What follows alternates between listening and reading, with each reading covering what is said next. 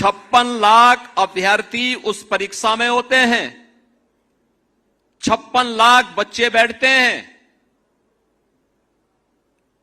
14 दिन में परीक्षा और 14 दिन में परिणाम।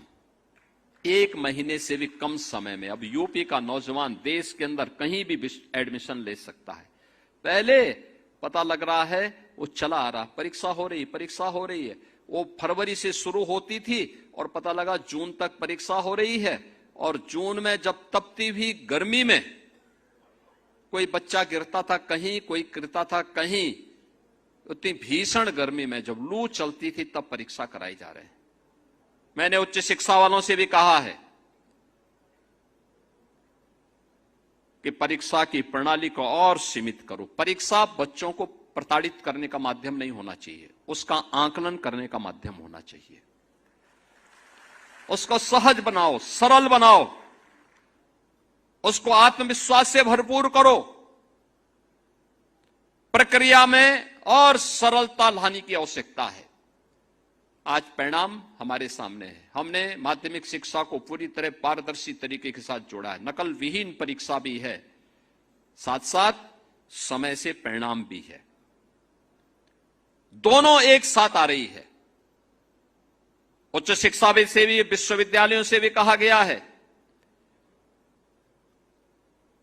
कि वे अपने आप में भी ये सुधार करें,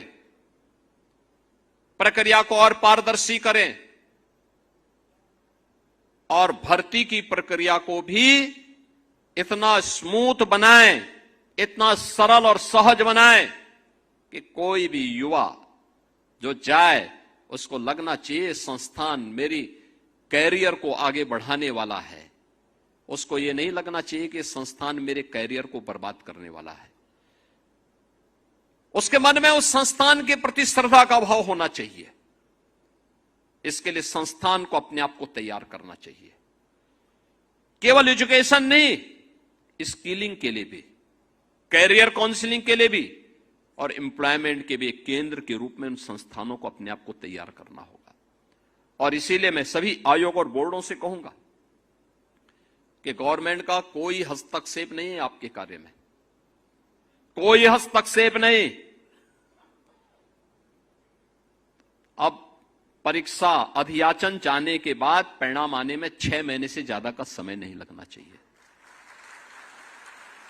अधियाचन आया,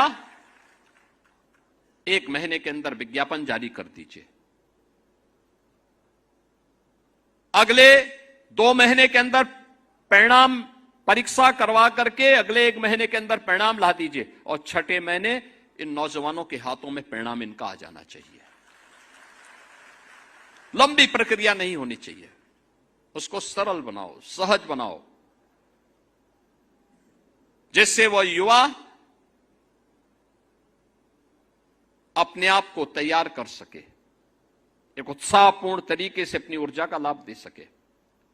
हमने देखा है जब हम अपनी युवा ऊर्जा को प्रोत्साहित करते हैं, उसको साथ लेकर के चलते हैं, परिणाम आते हैं। याद करिए, यही उत्तर प्रदेश 2017 के पहले बीमारू राज्य कहा जाता था।